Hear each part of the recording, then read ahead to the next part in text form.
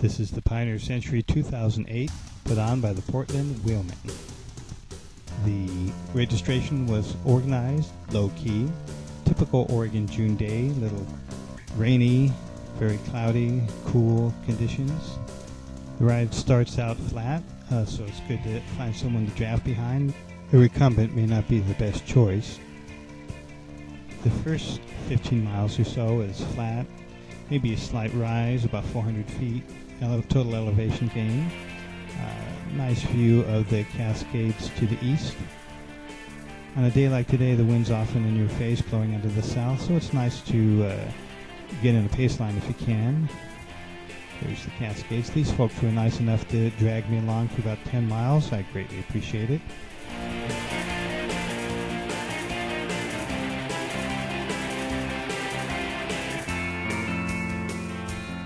Just east of the Lawler, the road steepens, and here I get spit out the back like a watermelon seed at a picnic.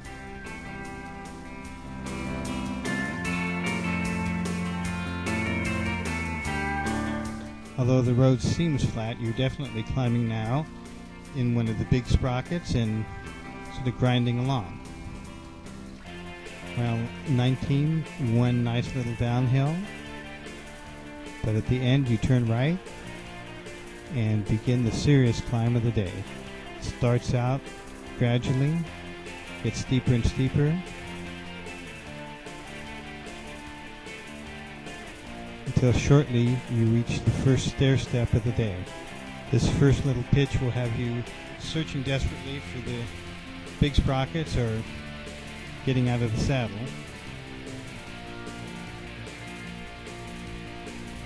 The climb goes through Christmas tree heaven. Now kids, do understand that Santa only uses Oregon-grown Christmas trees. A Christmas tree from any other state is proof your parents don't really love you.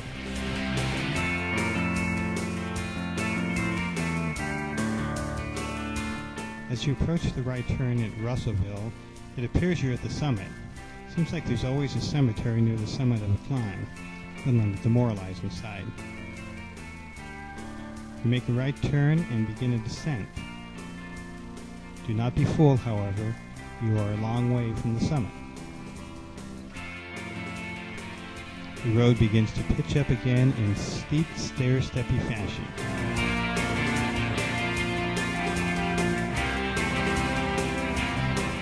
You'll go through a few of these steep stair steps followed by short descents. The nice thing about the descents is you get enough energy sometimes to stay in the big chain ring and power your way over the top. Unfortunately, you burn a lot of extra energy doing this. That didn't stop me. Finally, at mile 25, you reach Coquel Corner, and you get ready to descend for real. You can see in the distance the valley floor. Stop, put on a coat, and get ready for the grin zone. It doesn't take long to pick up speed on the gradual downhill, and then suddenly the bottom drops. On this upper stretch, you have no problem at all maintaining 45 miles an hour. If you have a lot of confidence in your descending skills, especially on a drier day, you could hit 50 miles an hour easily.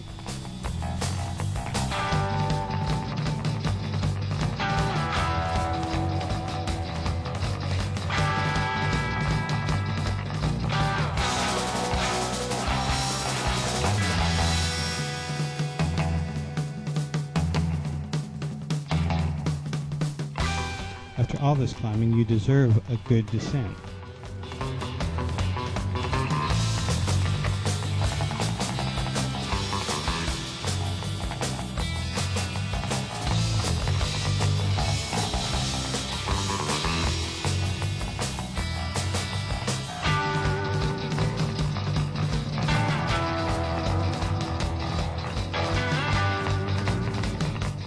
Now you could look at this as a glass half full thing and say that these hills embedded in the descent is just a chance for more descents.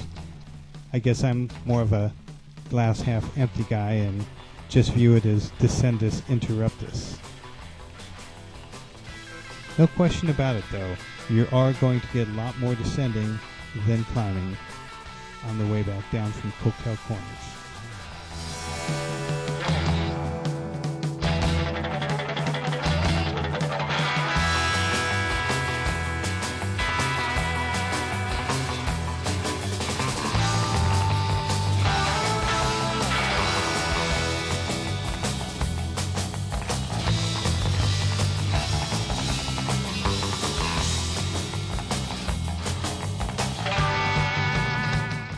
Unfortunately, you can't power your way through all of these climbs, and on some of them you're just going to have to sit back and enjoy the scenery.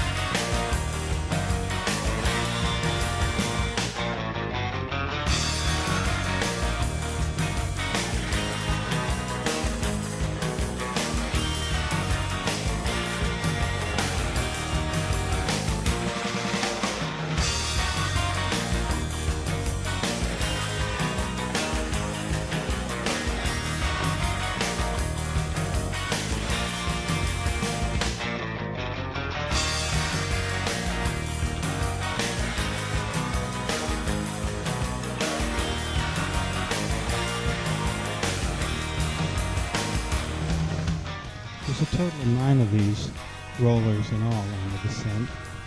The worst one is number 6. As you can see, I'm doing about 30 miles an hour when I hit the creek bottom. And on the climb, it looks like I'm jammed on the brakes and throwing out the anchor. I go from 30 to about 4 miles an hour in a matter of seconds.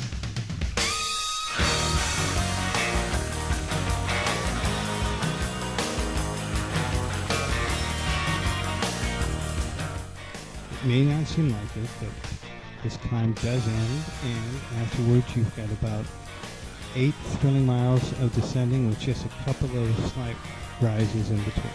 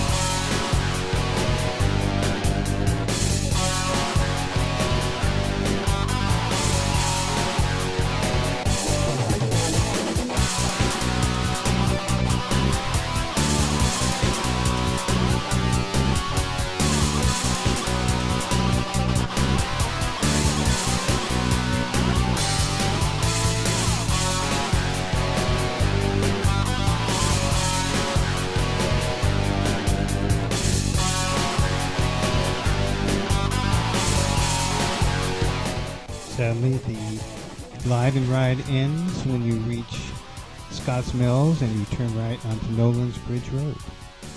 You've got about a 20-mile ride through the Mid-Willamette Valley till you complete your 55-mile loop.